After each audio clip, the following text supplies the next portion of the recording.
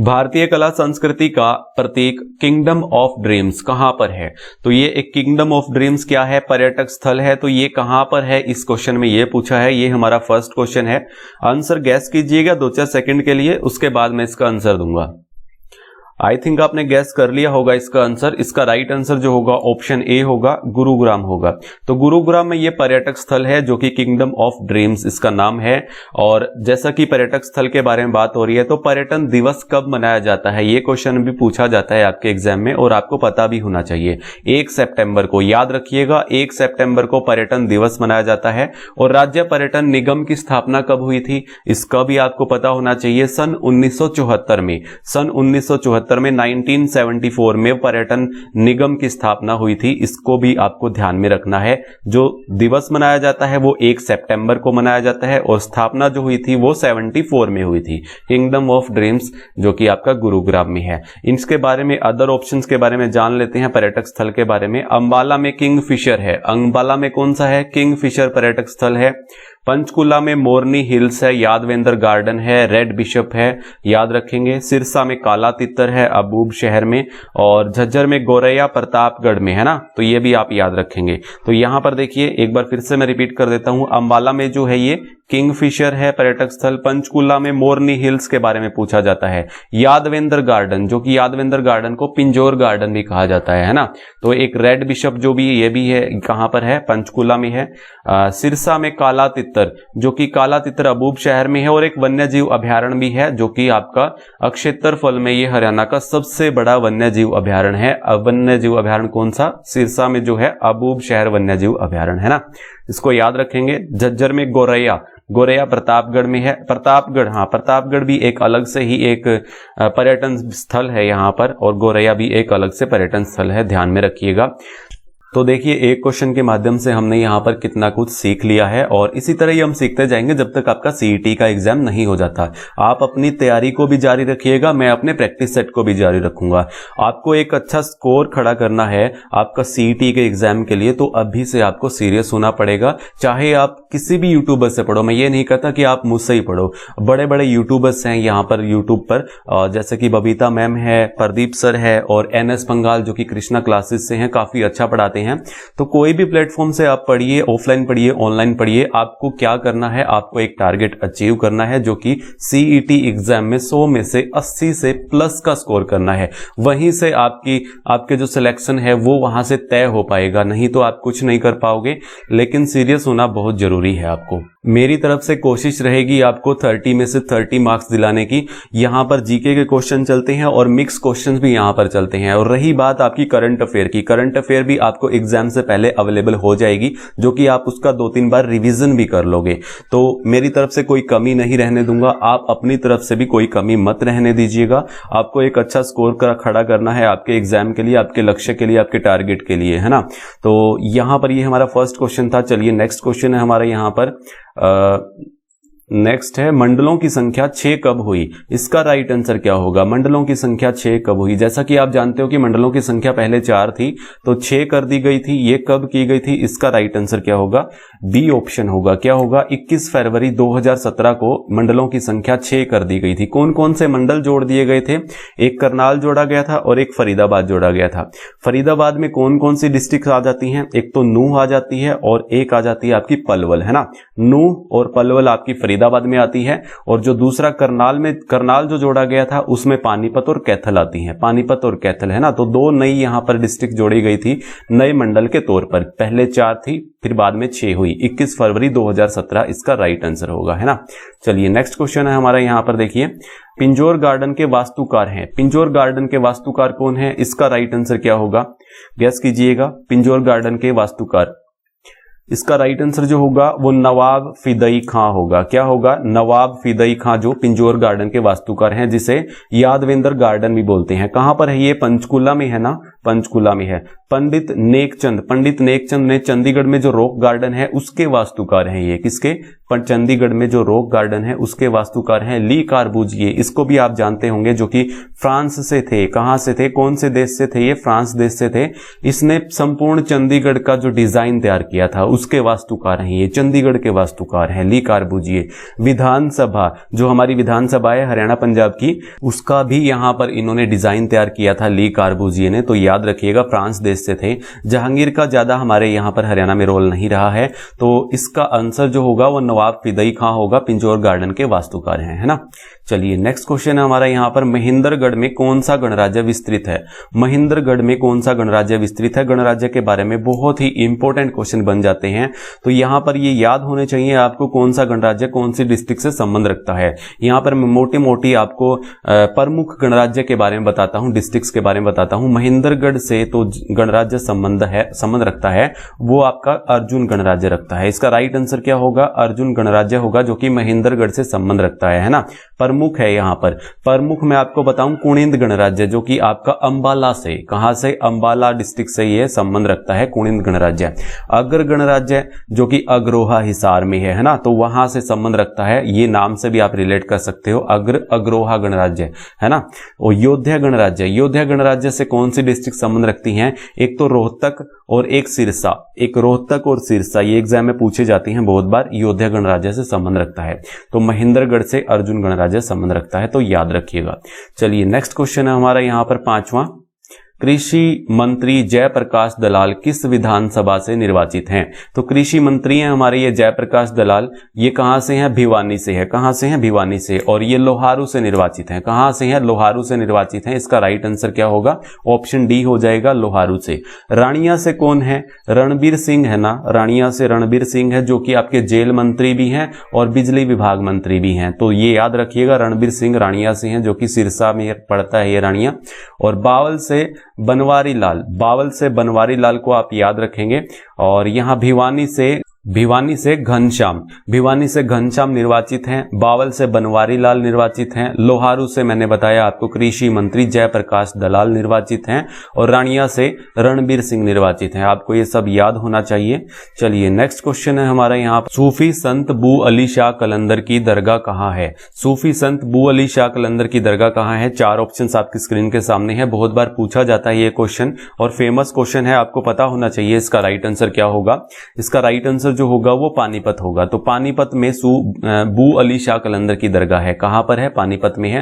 पानीपत में इब्राहिम लोदी का मकबरा है, इब्राहिम लोदी का मकबरा भी पानीपत में है, बू अली शाह कलंदर की दरगाह भी पानीपत में है, और काबुली बाग मस्जिद भी पानीपत में है ना। और इब्राहिम खां का मकबरा आपका नारनौल में है। ये बहुत बार कंफ्यूजन होती है बच्चों को, इब्राहिम खां का मकबरा और इब्राहिम लोदी के मकबरे के बारे में, है ना। इब्राहिम लोदी का मकबरा पानीपत में है और इब्राहिम खां का मकबरा आपका नारनौल में है। चोर गुबंद के बारे में बात की थी मैंने कल आपसे एक प्रैक्टिस सेट में, लास्ट प्रैक्टिस सेट जो मैंने करवाया था सीईटी के बारे में, ये भी नारनौल में है, चोर गुबंद, है ना। कैथल में एक गुबंद है, कौन सा, शेख तैयब का गुबंद, शेख तैयब का गुबंद, ये भी मैंने आपको कल बताया था। और कैथल में आपका रजिया सुल्तान का मकबरा भी है ना, रजिया सुल्तान का मकबरा। संत चौरंगी नाथ रोहतक से संबंध रखते हैं, संत चौरंगी नाथ रोहतक से संबंध रखते हैं, याद रखिएगा। जो कि बू अली शाह कलंदर की दरगाह कहां पर है, पानीपत में है, राइट आंसर हो जाएगा। चलिए नेक्स्ट क्वेश्चन है हमारे यहाँ पर 7वां, इनमें से कौन सी विधानसभा आरक्षित नहीं है। तो सबसे पहले आपको यह भी पता होना चाहिए कि हमारे हरियाणा में आरक्षित सीटें कितनी है।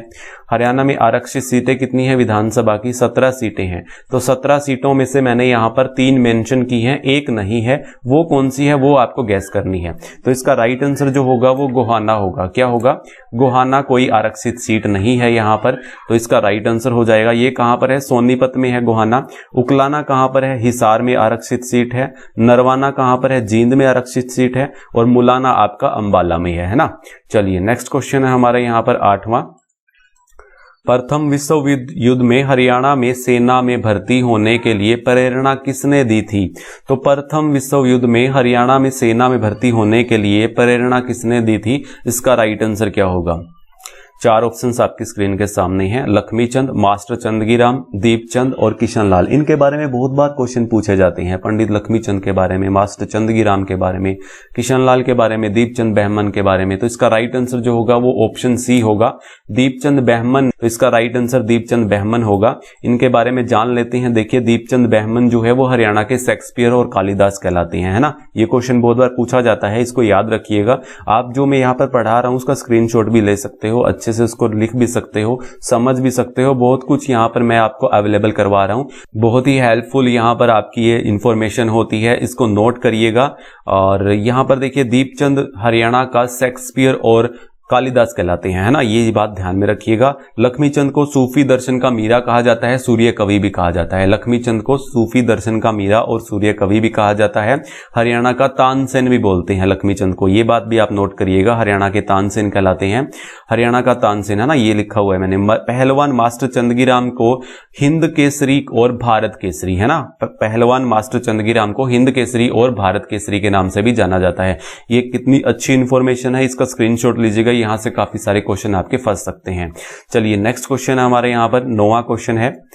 इजराइल के सहयोग से किस स्थान पर एकीकृत मधुमक्खी पालन केंद्र की स्थापना की गई है? तो इजराइल के सहयोग से किस स्थान पर एकीकृत मधुमक्खी पालन की केंद्र की स्थापना की गई है? इसका राइट आंसर क्या होगा? 4 ऑप्शंस आपकी स्क्रीन के सामने हैं। इजराइल के सहयोग से एकीकृत मधुमक्खी पालन केंद्र की स्थापना शाहबाद कुरुक्षेत्र में की गई है। कहां पर? शाहबाद कुरुक्षेत्र में, इसका राइट आंसर हो जाएगा। चलिए नेक्स्ट क्वेश्चन है हमारे यहां पर, हर्षवर्धन के समय प्रयाग में 5वीं बौद्ध सभा कब हुई? तो 5वीं बौद्ध सभा कब हुई थी? हर्षवर्धन के समय में हुई थी, प्रयाग में हुई थी। तो 5वीं बौद्ध सभा हुई थी वो 443 ईस्वी में हुई थी। कब हुई थी? 443 ईस्वी में हुई थी। इसका राइट आंसर हो जाएगा 643 ईस्वी में, है ना, 643 ईस्वी में। चलिए नेक्स्ट क्वेश्चन है हमारा यहां पर, लक्ष्मी नारायण मंदिर किस जिले में है? लक्ष्मी नारायण मंदिर किस जिले में है? मंदिरों के बारे में, मस्जिद के बारे में, दरगाह के बारे में काफी सारे क्वेश्चन पूछे जाते हैं। लक्ष्मी नारायण मंदिर किस जिले में है? बहुत ही फेमस क्वेश्चन है, पूछा जाता है आपके एग्जाम में। इसका राइट आंसर जो हो जाएगा कुरुक्षेत्र हो जाएगा। सर्वेश्वर मंदिर भी कुरुक्षेत्र में है, बिरला मंदिर भी कुरुक्षेत्र में है, श्री कृष्ण अर्जुन संग्रहालय भी कुरुक्षेत्र में है, दुख भंजेश्वर मंदिर भी आपका कुरुक्षेत्र में है। बहुत सारे यहाँ पर मंदिर हैं, धर्मनगरी कहलाती है। तो इसका राइट आंसर क्या होगा? कुरुक्षेत्र होगा ना। पंचकुला में आपका भीमा देवी कॉम्प्लेक्स पूछा जाता है, एक जो कि पिंजौर में है। एक पूछा जाता है मनसा देवी मंदिर पंचकुला में है, तो उसके बारे में भी आप याद रखेंगे। झज्जर बेरी से पूछे जाते हैं आपके 2 मंदिर, एक तो बेरी रूडमल मंदिर, है ना, रूडमल मंदिर के बारे में पूछा जाता है, और एक भीमेश्वरी मंदिर, एक भीमेश्वरी मंदिर भी पूछा जाता है, बेरी झज्जर में है। रेवाड़ी में घंटेश्वर मंदिर है, रेवाड़ी में कौन सा है? घंटेश्वर मंदिर है, इसको भी आप याद रखेंगे। तो इन सब के बारे में एक बार फिर से रिपीट कर देता हूं। यहाँ पर पंचकुला में कौन सा? मनसा देवी मंदिर, और एक भीमा देवी कॉम्प्लेक्स। झज्जर में भीमेश्वरी देवी और रूडमल मंदिर, और यहाँ पर रेवाड़ी में घंटेश्वर मंदिर, है ना। चलिए नेक्स्ट क्वेश्चन है हमारा यहाँ पर 12वां क्वेश्चन है, मनु भाकर किस खेल से संबंधित हैं? तो मनु भाकर के बारे में पूछा है, किस खेल से संबंधित हैं? इसका राइट आंसर क्या होगा? बताइए, गैस कीजिएगा, इसका राइट आंसर क्या होगा? मनु भाकर किस खेल से संबंधित हैं? झज्जर गोरेया से ये संबंध रखती हैं। इसका राइट आंसर जो होगा वो शूटिंग होगा, शूटिंग से ये बिलोंग करती है, यानी शूटिंग से संबंध रखती हैं। और इन्होंने अभी 2018 में एशियाई खेलों में स्वर्ण पदक जीता था। काफी उपलब्धियां हैं इनके नाम पर, जो कि ये झज्जर गोरेया से संबंध रखती है ना। चलिए नेक्स्ट क्वेश्चन है हमारे यहाँ पर 13वां क्वेश्चन है, तपेदिक मुक्त हरियाणा अभियान के ब्रांड एम्बेसडर कौन है? तपेदिक मुक्त हरियाणा अभियान के ब्रांड एम्बेसडर बताइए, इसका आंसर क्या होगा? गैस कीजिएगा। तपेदिक मुक्त हरियाणा ब्रांड एम्बेसडर जो हैं वो कौन है? अमिताभ बच्चन है। कौन है? अमिताभ बच्चन है, इसका राइट आंसर हो जाएगा। टीबी मुक्त हरियाणा ब्रांड एम्बेसडर भी ये कौन है? अमिताभ बच्चन है। तो दोनों के ब्रांड एम्बेसडर ये हरियाणा में कौन है? अमिताभ बच्चन है। धर्मेंद्र और हेमा मालिनी, पर्यटन विभाग के जो ब्रांड एम्बेसडर कौन है? हेमा मालिनी और धर्मेंद्र है, जो कि मैंने फर्स्ट क्वेश्चन में आपको इन्फॉर्मेशन दी थी पर्यटन विभाग के बारे में। तो ये बात भी नोट कर लीजिएगा, जो कि पर्यटन विभाग के जो ब्रांड एम्बेसडर हैं वो धर्मेंद्र और हेमा मालिनी है ना। माधुरी दीक्षित के बारे में, बेटी बचाओ बेटी पढ़ाओ के बारे में पूछा जाता है। तो देश की पूछा जाए तो आप क्या टिक करोगे? माधुरी दीक्षित करोगे। मैंने पोल क्वेश्चन में एक क्वेश्चन डाला था कि देश में बेटी बचाओ बेटी पढ़ाओ की ब्रांड एम्बेसडर कौन है, तो काफी सारों ने परिणीति चोपड़ा और साक्षी मलिक पर टिक किया था। परिणीति चोपड़ा और साक्षी मलिक पर टिक किया था काफी बच्चों ने, जो कि गलत था। वो हमारे हरियाणा में है, वो हमारे हरियाणा में बेटी बचाओ बेटी पढ़ाओ की ब्रांड एम्बेसडर है। अगर देश में पूछ लिया जाए तो माधुरी दीक्षित है, देश में पूछ लिया जाए तो माधुरी दीक्षित है ना। और Anita Kundu security and intelligence इसकी ब्रांड एम्बेसडर हैं? अनीता कुंडू माउंटेनर है ना। तो बहुत ही फेमस क्वेश्चन हैं ये सारे के सारे जितने मैंने आपको बताए, और बहुत अच्छे अच्छे प्यारे प्यारे क्वेश्चन है। नोट कर लीजिएगा इनको या फिर याद कर लीजिएगा, जिस तरह आपको अच्छा लगे उसी तरह आप इनको नोट करिएगा, है ना। चलिए नेक्स्ट क्वेश्चन है हमारा यहाँ पर अगला, टिक्कर ताल झील कहाँ है? टिक्कर ताल झील बताइए कहाँ पर है, इसका राइट आंसर क्या हो जाएगा? टिक्कर ताल झील, झील के बारे में भी क्वेश्चन पूछे जाते हैं आपके एग्जाम में। टिक्कर ताल झील आपकी पंचकुला में है। कहां पर है? पंचकुला में है। इसका राइट आंसर क्या हो जाएगा? पंचकुला हो जाएगा। जींद में बुलबुल झील है, झील है। झील जींद में कौन सी है? बुलबुल झील है। यहाँ पर फतेहाबाद में एक चिक्का झील है, जिसको चिल्का झील भी बोल देते हैं, जो कि एक्चुअल में चिल्का झील जो है वो ओडिशा में है, लेकिन फतेहाबाद में कहीं कहीं बुक्स में हमें चिल्का भी देखने को मिल जाता है, तो चीका भी बोल देते हैं और चिल्का भी बोल देते हैं ना। और सिरसा में ओटू झील है। सिरसा में कौन सी है? ओटू झील है। तो इसका राइट आंसर जो होगा वो पंचकुला होगा, और जींद में मैंने आपको बताया बुलबुल झील के बारे में, है ना। चलिए नेक्स्ट क्वेश्चन है हमारा यहाँ पर 15वां क्वेश्चन है, ओम स्टार्लिंग ग्लोबल यूनिवर्सिटी कौन सी प्राइवेट यूनिवर्सिटी बनी है? तो ओम स्टार्लिंग ग्लोबल प्राइवेट यूनिवर्सिटी है, ये एक नई यूनिवर्सिटी बनी है। तो इसका राइट आंसर क्या होगा? ये कौन से नंबर की यूनिवर्सिटी है हमारे हरियाणा में? तो इसका राइट आंसर जो होगा वो 34वीं यूनिवर्सिटी होगा। तो 34वीं यूनिवर्सिटी बनी है कौन सी? ओम स्टार्लिंग ग्लोबल यूनिवर्सिटी। कहां पर है ये? हिसार जुगलान में है, हिसार के जुगलान में है। इसका राइट आंसर 34वीं यूनिवर्सिटी होगा। इसके बारे में और जान लेते हैं। हरियाणा में कुल 34 यूनिवर्सिटी हैं, जो कि हमारी लास्ट में अभी ये प्राइवेट यूनिवर्सिटी बनी है 34वीं, और प्राइवेट यूनिवर्सिटी जो है वो 23 यूनिवर्सिटी हैं, और 10 यूनिवर्सिटी हमारी स्टेट यूनिवर्सिटी है ना। तो ये भी आप ध्यान में रखिएगा। और एक हमारी केंद्रीय यूनिवर्सिटी है जो कि जंतपाली महेंद्रगढ़ में है। तो इसका आंसर जो होगा वो ऑप्शन ए हो जाएगा। चलिए नेक्स्ट क्वेश्चन है हमारा यहाँ पर 16वां, क्रिकेट शेफाली वर्मा कहाँ की है? क्रिकेट शेफाली वर्मा कहाँ की है जिन्होंने सबसे तेज अर्धशतक बनाया है महिला क्रिकेट में? तो बताइए इसका राइट आंसर क्या होगा? क्रिकेट शेफाली वर्मा कहाँ से हैं? इसका राइट आंसर जो होगा वो होगा रोहतक। तो ये रोहतक से हैं। कहां से हैं? रोहतक से हैं। कहां से हैं? रोहतक से हैं। याद रखिएगा शेफाली वर्मा को। जींद में युजवेंद्र चहल संबंध रखते हैं। जींद से कौन? युजवेंद्र चहल, जो कि क्रिकेटर हैं। करनाल से नवदीप सैनी संबंध रखते हैं। करनाल से नवदीप सैनी संबंध रखते हैं, है ना। तो इसका राइट आंसर रोहतक हो जाएगा। चलिए नेक्स्ट क्वेश्चन है, राष्ट्रपति द्वारा बहादुरी पुरस्कार से सम्मानित दीपक सैनी किस जिले से हैं? तो दीपक सैनी के बारे में पूछा है, जो कि बहादुरी पुरस्कार से सम्मानित किए गए हैं राष्ट्रपति द्वारा। तो किस जिले से हैं ये है हमारे भिवानी से। कहां से हैं? भिवानी से हैं। करंट का क्वेश्चन है आपका, तो याद रखिएगा भिवानी से हैं दीपक सैनी, जिन्हें बहादुरी पुरस्कार से सम्मानित किया गया था राष्ट्रपति द्वारा, है ना। चलिए नेक्स्ट क्वेश्चन है हमारा यहाँ पर, बुढ़ापा पेंशन की शुरुआत हुई थी, कब से हुई थी बुढ़ापा पेंशन की शुरुआत? इसका राइट आंसर क्या होगा? ताऊ देवीलाल के कार्यकाल में हुई थी। तो उस समय 1987 में। कब हुई थी? 1987 में। कल मैंने एक क्वेश्चन करवाया था आपको सूरजकुंड मेले के बारे में, जो कि सूरजकुंड की शुरुआत जो हुई थी मेले की वो भी 1987 से हुई थी, और बुढ़ापा पेंशन की शुरुआत भी 1987 से हुई थी, केवल मात्र 100 रुपए से। 100 रुपए से शुरुआत हुई थी, है ना। चलिए नेक्स्ट क्वेश्चन है हमारा यहाँ पर 19वां, परिवार पहचान पत्र योजना कहां से शुरू की गई? परिवार पहचान पत्र योजना कहां से शुरू गई? इसका राइट आंसर क्या होगा बताइए? जो कि आपको एक 8 नंबर का एक यूनिक आईडी मिलती है, 8 नंबर का होता है ये परिवार पहचान आईडी जो होती है, और ये कहां से शुरू की गई? इसकी शुरुआत कहां से हुई थी? इसका राइट आंसर जो होगा वो पंचकुला होगा। कब से की गई थी? 4 अगस्त 2020 से। कब से की गई थी? 4 अगस्त 2020 से इस योजना की शुरुआत की गई थी पंचकुला से। तो याद रखिएगा इसका राइट आंसर ऑप्शन सी हो जाएगा, है ना। चलिए नेक्स्ट क्वेश्चन है हमारे यहाँ पर, पलवल जिला किस मंडल में आता है? तो पलवल जिला बताइए किस मंडल में आता है? इसका राइट आंसर क्या होगा? एक क्वेश्चन के माध्यम से मैं आपको पीछे करवा भी चुका हूं। तो इसका राइट आंसर जो होगा वो फरीदाबाद होगा। तो फरीदाबाद में पलवल और नूह 2 जिले आते हैं फरीदाबाद मंडल में। रोहतक में कितने जिले आते हैं? जो कि सबसे बड़ा ये मंडल है हमारा रोहतक, तो इसमें 5 जिले आते हैं, रोहतक, सोनीपत, चरखी दादरी, भिवानी और झज्जर। दोबारा फिर से सुनिए, रोहतक, सोनीपत, झज्जर, भिवानी और चरखी दादरी, है ना। ये 5 जिले यहां से आते हैं रोहतक से। गुरुग्राम में कौन से आते हैं? गुरुग्राम में 2 आते हैं। कौन कौन से? महेंद्रगढ़ और रेवाड़ी। महेंद्रगढ़ और रेवाड़ी आते हैं। हिसार में 4 आते हैं, खुद हिसार को मिला करके, हिसार, जींद, सिरसा, फतेहाबाद। हिसार, जींद, सिरसा, फतेहाबाद, है ना। तो ये आप याद रखिएगा। तो इसका राइट आंसर जो होगा वो फरीदाबाद होगा। चलिए नेक्स्ट क्वेश्चन है हमारा यहाँ पर, grand old man of Punjab किसे कहा जाता है? Grand old man of Punjab किसे कहा जाता है? इसका राइट आंसर क्या होगा? लाला मुरलीधर। क्या होगा? लाला मुरलीधर इसका राइट आंसर होगा। Grand old man of Punjab कहा जाता है लाला मुरलीधर को। केसरे हिंद की उपाधि भी इनको दी गई थी। लाला लाजपत राय को पंजाब केसरी कहा जाता है ना, लाला लाजपत राय को पंजाब केसरी। चलिए नेक्स्ट क्वेश्चन है हमारे यहाँ पर 22वां, 22वां क्वेश्चन है, हरियाणा रामायण की रचना किसने की थी? हरियाणा रामायण की रचना किसने की थी? बहुत ही अच्छा क्वेश्चन है, प्यारा क्वेश्चन है। बताइए इसका राइट आंसर क्या होगा, गैस कीजिएगा। हरियाणा रामायण की रचना किसने की थी? खुदा बख्श अहमद ने की थी। किसने की थी? खुदा बख्श अहमद ने की थी। इसका राइट आंसर क्या होगा? हरियाणवी में रामायण है ना, खुदा बख्श अहमद ने की थी। और अहमद बख्श खान ने थानेश्वरी रामायण की रचना की थी। थानेश्वरी रामायण, इसके बारे में मैं आपको बता देता हूं। देखिए यहां पर अहमद बख्श खान ने थानेश्वरी रामायण की रचना की थी और हरियाणा में रामायण की रचना की थी वो खुदा बख्श अहमद ने की थी। संत नित्यानंद के बारे में पूछा जाता है, हरियाणवी में 12 खड़ी लिखी थी। संत नित्यानंद ने हरियाणवी में 12 खड़ी लिखी थी। संत गरीबदास ने हरियाणवी में अमृतवाणी लिखी थी। देखिए हरियाणवी का ही चल रहा है सब कुछ यहाँ पर।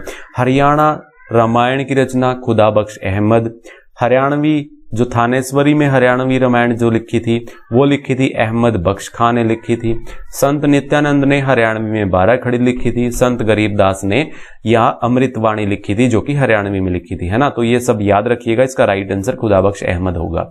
ओलंपिक खेलों में स्वर्ण पदक जीतने पर कितनी राशि दी जाती है? इसका राइट आंसर क्या होगा बताइए, गैस कीजिएगा। इसका राइट आंसर क्या होगा? ओलंपिक खेलों में स्वर्ण पदक जीतने पर कितनी राशि दी जाती है?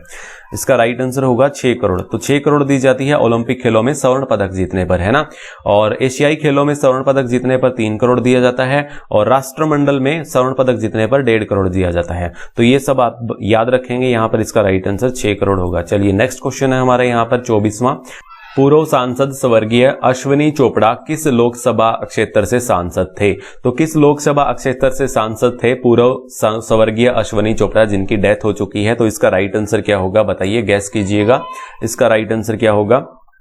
इसका राइट आंसर जो होगा वो करनाल होगा। तो ये करनाल से थे पूर्व सांसद जो कि अश्विनी चोपड़ा जिनकी डेथ हो चुकी है। कहां से? करनाल से थे। बाकी सब के बारे में भी आपको पता होना चाहिए कि कौन सी लोकसभा से कौन सा हमारे सांसद हैं। अभी फिलहाल में 10 लोकसभा सीटें हमारी, तो 10 के 10 के बारे में आपको पता होना चाहिए। सिरसा से मैं बता देता हूं आपको, एकमात्र सुनीता दुग्गल, सिरसा से एकमात्र महिला सुनीता दुग्गल है यहाँ पर, याद रखिएगा सुनीता दुग्गल के बारे में। हिसार से बृजेंद्र सिंह है, रोहतक से अरविंद शर्मा है, सोनीपत से रमेश कौशिक है। तो इन सब के बारे में आपको पता होना चाहिए, है ना।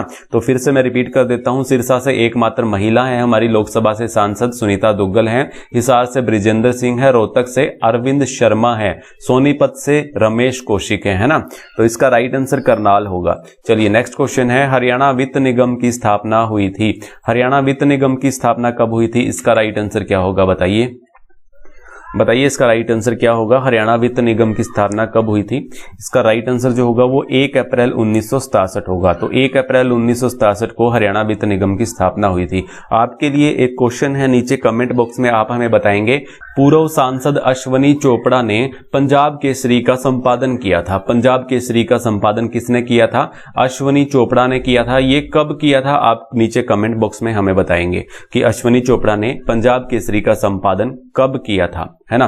तो ये थे हमारे 25 क्वेश्चन। 25 क्वेश्चंस के माध्यम से हमने काफी कुछ यहाँ पर सीखा और अब मिलते हैं नेक्स्ट प्रैक्टिस सेट में, सीईटी के तीसरे प्रैक्टिस सेट में। तब तक के लिए जय हिंद, जय भारत।